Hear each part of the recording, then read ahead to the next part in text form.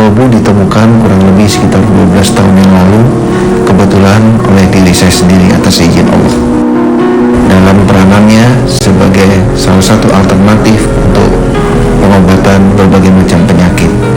Inti daripada kekuatan terapi kolbu semuanya berawal dari kekuatan basmalah atau kekuatan kasih sayang. Alhamdulillah, atas izin Tuhan, sampai dengan hari ini lebih dari 30.000 pasien yang telah merasakan manfaat daripada teknik pengobatan ini.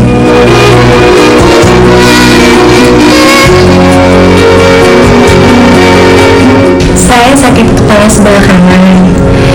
Kalau saya sakit kepala sebelah kanan itu diikuti dengan emosi yang tinggi dan jerawat yang besar-besar. Saya sering minum obat-obatan sakit kepala. Lalu saya datang ke Ustadz Sony, dibawa oleh ibu saya. Saya diterapi sebanyak 3 kali. Dan di sini saya cuma dikasih minyak untuk diolesi di bagian yang sakit dan air mineral untuk minum. Saya sakit lambung sudah 3 tahun. Saya sudah ke dokter, ke rumah sakit, dikasih obat begitu, kamu lagi. Setelah saya lihat Ustadz Sony di JEK TV, saya berminat untuk menghubungi Pak Sony. Setelah saya telepon, diminta datang ke terapi kolbu. Yang pertama saya biasa-biasa aja. Terus yang kedua itu setelah pulang enak tidur, enak makan, kondisi saya lebih bagus. Jadi saya terima kasih kepada Allah dan terima kasih melalui Pak Ustadz Sony. Kami tidak menggunakan obat, kami tidak menggunakan jamu, kami tidak menggunakan jarum suntik, kami juga tidak menggunakan pijat-pijat, kami tidak menggunakan ayat-ayat atau tulisan-tulisan dari agama-agama tertentu, dan kami tidak menggunakan bantuan jin. Sehingga alternatif daripada pengobatan ini boleh dikatakan aman dan tidak mengandung unsur musrik. Assalamualaikum pemirsa JEK TV, saya Anis Sugiono kembali hadir menemui Anda dalam Medika Natura Pagi, sebuah program yang menawarkan solusi alternatif untuk kesembuhan dan kesehatan prima secara alami. Nah, pagi ini kita sudah kedatangan terapis kita yaitu Ustadz Sony. Assalamualaikum Ustadz Sony, apa kabar? Insya Allah alhamdulillah baik. Nah, gimana nih Ustadz, penyembuhan kan tadi udah ada tausiah ya, tidak menggunakan jarum suntik, tidak menggunakan obat-obatan, jamu-jamu, ayat-ayat yang musyrik gitu. Untuk pasien, untuk mengetahui pasien sakitnya seperti apa itu dengan cara apa nih Ustadz? Ya, sebelumnya izinkan saya menyapa pemirsa dulu ya. Silahkan. Selamat pagi para pemirsa JEK TV yang dimuliakan oleh Allah dan berbahagia.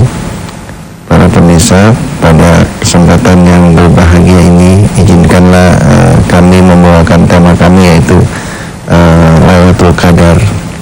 Mengingat karena sebentar lagi kita akan memasuki bulan suci Ramadan, bulan yang dimana kita semua mengharapkan rahmat dan hidayah luar biasa dari Allah Subhanahu wa Ta'ala.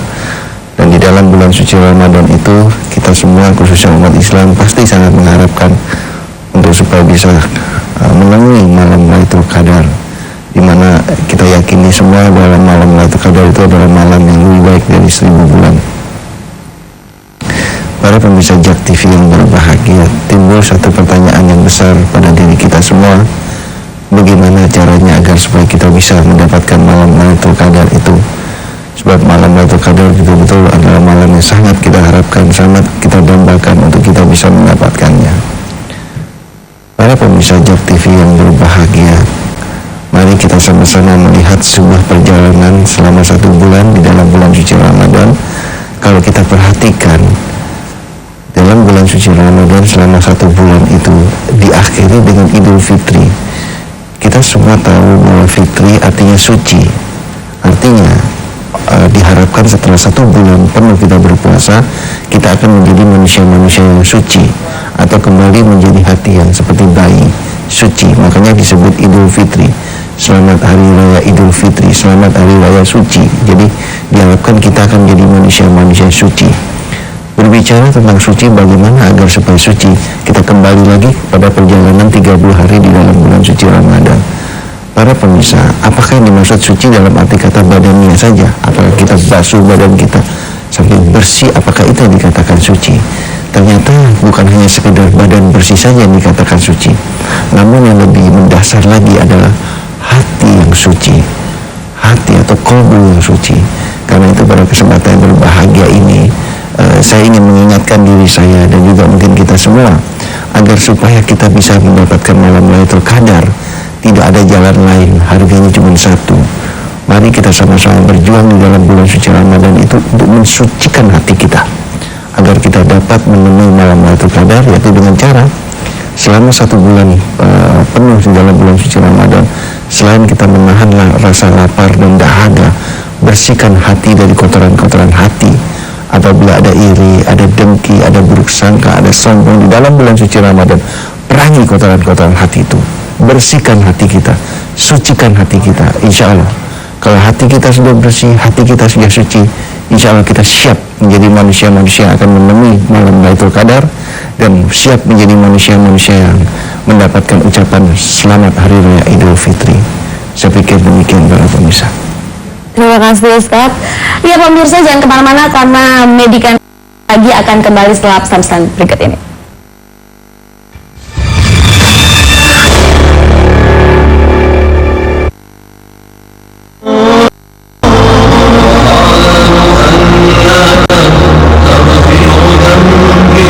Assalamualaikum warahmatullahi wabarakatuh. Para pemirsa televisi yang dimuliakan Allah dan berbahagia, terapi kolbu ditemukan kurang lebih sekitar 12 tahun yang lalu, kebetulan oleh diri saya sendiri atas izin Allah. Inti daripada kekuatan terapi kolbu semuanya berawal dari kekuatan basmalah atau kekuatan kasih sayang. Pengobatan alternatif terapi kolbu ini tidak mengandung risiko, sehingga alternatif daripada pengobatan ini boleh dikatakan aman dan tidak mengandung unsur musrik. Mudah-mudahan apabila ada di antara para pemirsa yang saat ini sedang menderita sakit seperti tadi, boleh mencoba terapi kolbu sebagai salah satu alternatif pengobatan. Selamat mencoba dan Assalamualaikum warahmatullahi wabarakatuh.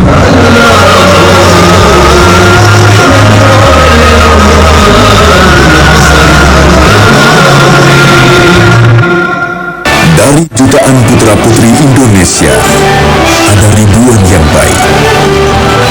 Dari ribuan yang baik, ada ratusan yang terbaik. Dari ratusan yang terbaik, puluhan yang terpilih. Dan sejarah Olimpiade akan menuliskan nama mereka. Ayo dukung tim Indonesia. Dipersembahkan oleh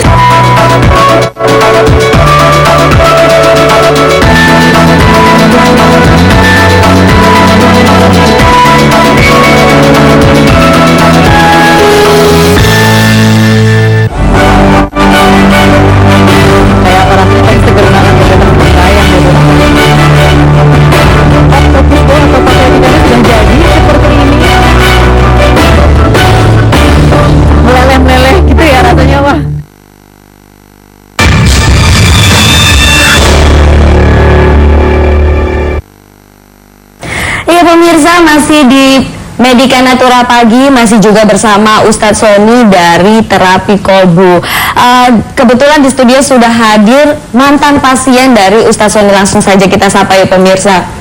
Oh, masih pasien. Selamat pagi Ibu Ida. Assalamualaikum. Masih pasien ya Bu ya sekarang ya? Masih pasien. Nah, kira-kira keluhannya apa ya Bu ya? Bisa datang ke Ustadz Sony? Pertama sakit kepala, pusing, dengan nyesek di sini. Nyesek di sini gitu ya? Iya. Itu Ibu sudah berapa kali nih datang dan merasakan ada perubahan? Pertama kali belum terasa ya.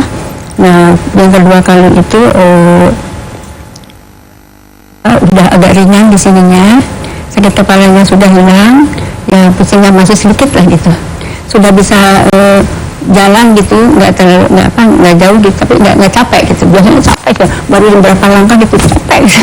Jadi alhamdulillah ya, 2 kali datang sudah ada perubahan ya Bu ya. Alhamdulillah. Subhanallah, alhamdulillah sekali ya. Nah ini Pak Ustadz, gimana nih Ibu ini mengalami gangguan apa sih, ininya berasa sakit? Iya, jadi pada waktu beliau pertama kali datang kita juga lakukan deteksi ya. Memang di daerah kepala agak sedikit berat. Nah ini energi di daerah kepala ini rupanya mendesak energi di daerah rusuk bagian kanan, daerah levernya. Nah inilah yang akhirnya membuat asam lambungnya bereaksi ya, sehingga mendesak ke daerah ulu hati. Akibatnya itu fisiknya langsung turun, drop. Dipakai jalan sedikit udah ngos-ngosan ya.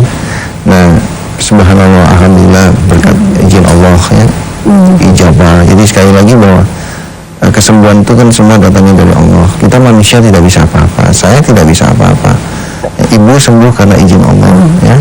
Nah inilah makanya kita harus yakin ya, harus yakin bahwa alam jagat raya ini ada yang ngatur, ada yang punya, ada yang ngatur, ada yang memiliki.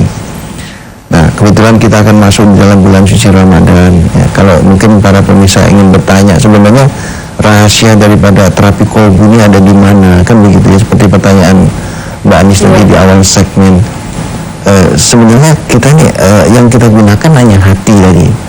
Nah ini kan kesempatan, bentar lagi kita akan masuk bulan suci Ramadan ya. Selama bulan suci Ramadan ini kesempatan bagi kita untuk membersihkan hati kita. Ya, selain kita menahan lapar dan dahaga, kalau di dalam bulan suci Ramadan kita ada iri sama orang, ada dengki, ada buruk sangka, ada sombong, itu kita harus lawan. Ya ini peluang bagi kita untuk membersihkan hati kita di dalam bulan suci Ramadan. Kenapa saya katakan kita sangat beruntung kalau kita berhasil membersihkan hati ini? Karena Allah mengatakan begini, kalau segumpal daging atau hati itu baik, maka baiklah semuanya. Nah, mudah-mudahan ini jadi harapan kita semua ya dalam bulan suci Ramadan ini. Jadi bisa dibilang semua segala penyakit itu sebenarnya datangnya dari hati ya Pak Ustadz ya. Jadi kalau memang hati kita sering iri, dengki atau lain sebagainya, itu yang bisa membuat kita terkena penyakit mungkin ya.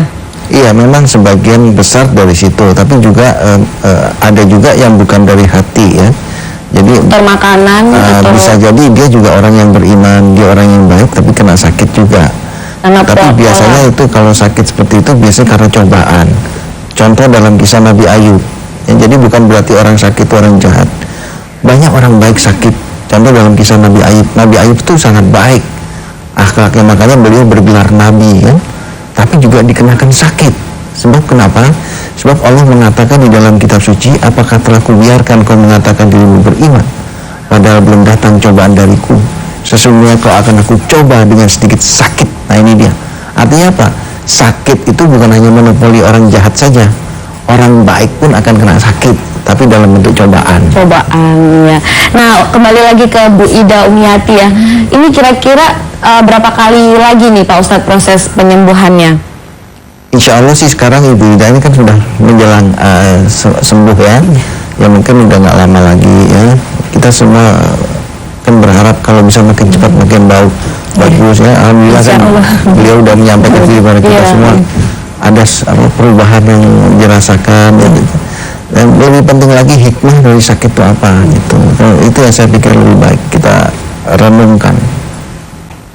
Iya pemirsa, terapi kolbu ini sekali lagi saya peringatkan tidak menggunakan jarum suntik, tidak menggunakan alat medis, tidak menggunakan jamu, dan jauh dengan musrik, betul ya Pak Ustadz ya. Untuk datang ke Ustadz Sony bisa langsung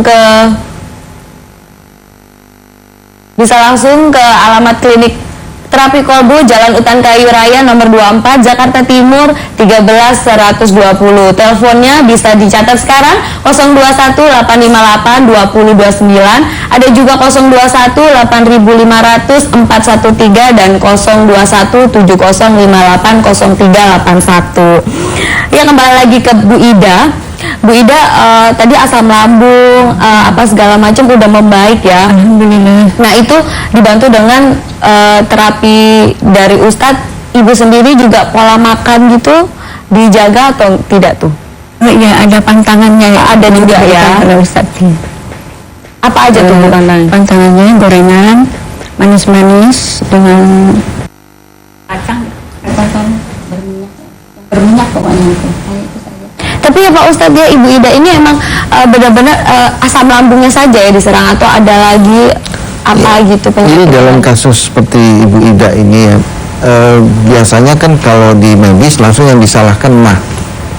Ya, nah, padahal sebenarnya ya memang betul medis analisanya betul mah ya, tapi kita coba cari ini kenapa kok asam lambungnya bereaksi seperti itu, ya kan? Ternyata setelah kita coba lakukan deteksi, ternyata sumbernya sebagian juga ada yang di daerah kepala, ketegangan di daerah kepala. Terus kemudian dirusuk bagian kanan, kita kendorkan energi di sana, baru kita menuju ke ulu hatinya. Nah makanya terus kemudian setelah itu kalau kita kombinasikan seperti itu, Ibu Ida merasakan satu perubahan. Jadi kalau kita cuma touch di perutnya saja, ini yang nggak kita beresin, ini nggak kita beresin, ya nggak sembuh-sembuh. Sembuh ya, Karena itu merupakan satu sinergi, 1, 2, 3. Nah, ini. Berkaitan, ya. Nah ini kalau dibiarkan terus lama kelamaan dia akan naik ke atas. Nah ini yang mengakibatkan ngos-ngosan, ngap. jadi kayak begah gitu Kayak ya. begah. Iya. Nah ini kalau dibiarkan lama lagi akan menimbulkan dampak psikis. Timbul rasa cemas, timbul rasa takut. Nah itu kalau dibiarkan dalam sakitnya lama dia akan menimbulkan dampak psikis. Kan suka ada kan pasien yang dia merasa ketakutan sekali, dia merasa takut sekali. Ya diperiksa di dokter di mana, ini nggak apa-apa, sehat semua. Tapi dia merasa dirinya takut sekali. Nah itu karena desakan asam lambung. Oh iya.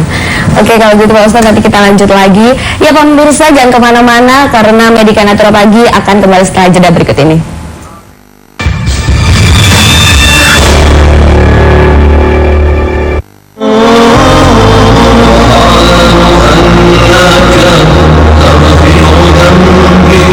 Assalamualaikum warahmatullahi wabarakatuh.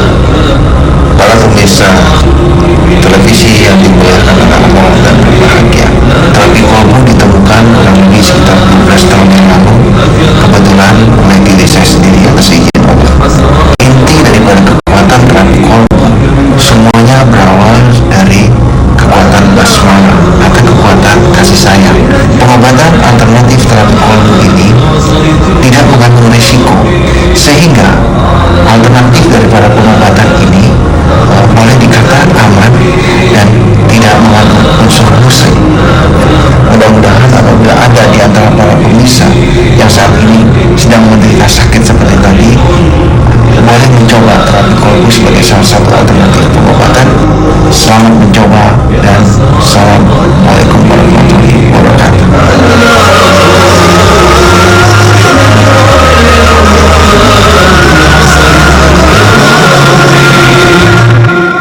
Langsung dari kawasan SCBD, Jakarta.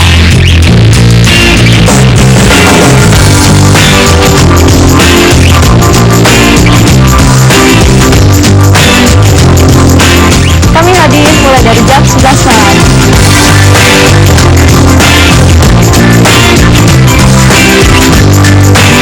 Bersama ya.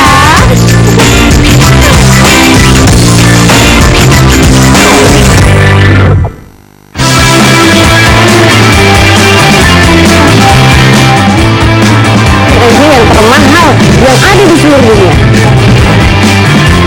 Bangunan tua terbesar di dunia. Pokoknya berita-beritanya menarik banget dan juga bermanfaat buat kamu. Pastinya setelah nonton ada saja kamu tambah pinter.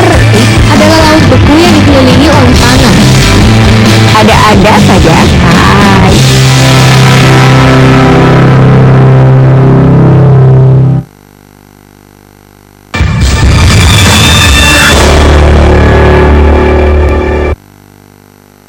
Iya pemirsa, kembali lagi di Medika Natura Pagi, masih bersama Ustadz Sony dari Terapi Kolbu. Nah untuk pemirsa yang ada di rumah pengen langsung berinteraksi nih, berinteraktif bersama kami di sini, bisa langsung telepon ke 021 515 51-nya 3 kali. Saya ulangi sekali lagi ya, bisa langsung telepon ke kita di sini di 021 515 51-nya 3 kali. Ditunggu ya teleponnya. Nah untuk menunggu penelpon nih, kembali lagi ke pasien Bu Ida. Bu Ida ini tadi dari Banten ya? Jauh sekali ya Bu ya. Itu taunya dari mana tuh Bu? Dari terapi kolbu pertama kali. Oh dari CCTV ini ya? Kayak tidurnya tuh kalau malam bangun jadi jam 9, bangun jam 10. Terus sampai ke sana tuh waktu itu nonton TV selalu dapat ini.